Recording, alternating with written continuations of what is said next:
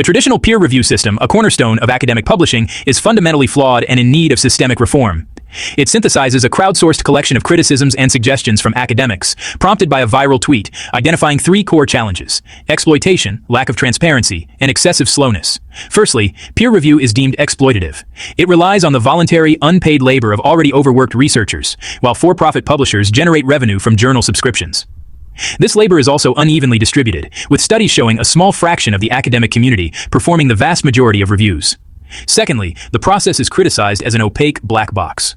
The standard practice of double-blind anonymity, while intended to foster honesty, can instead suppress open discussion, protect reviewer biases, reduce accountability, and potentially lower the quality of the feedback provided to authors. Thirdly, the system is notoriously slow, often taking a year or more from submission to publication. This delay is detrimental for multiple stakeholders. It means policymakers and the public may act on outdated evidence, and it stalls scholars' careers as they wait for essential publications for promotion or tenure.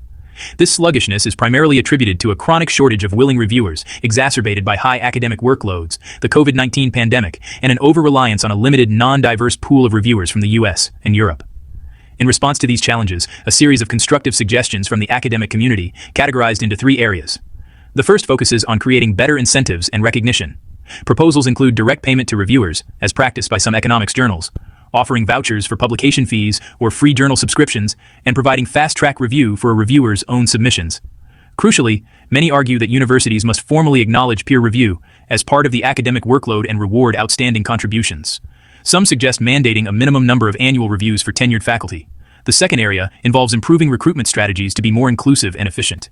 Journals are urged to better tailor invitations to the most relevant experts and simplify the response process. To broaden the reviewer pool, suggestions include recruiting more non-tenured scholars, PhD candidates, industry professionals, and retired experts. There is also a call for more training for graduate students and concerted efforts to increase the representation of women and underrepresented minorities. To increase efficiency, some propose dividing review tasks based on a reviewer's specific expertise in either methodology or content, rather than expecting a full assessment from one person.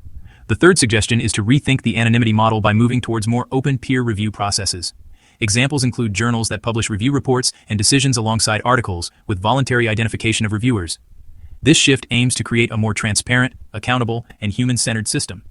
Additionally, prioritizing time-sensitive research could help expedite critical findings. In conclusion, the overwhelming response demonstrates a clear consensus on the need for change.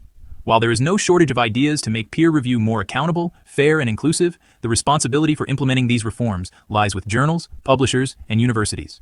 Fixing this broken cornerstone is essential for the health of scholarship and the effective dissemination of knowledge to society.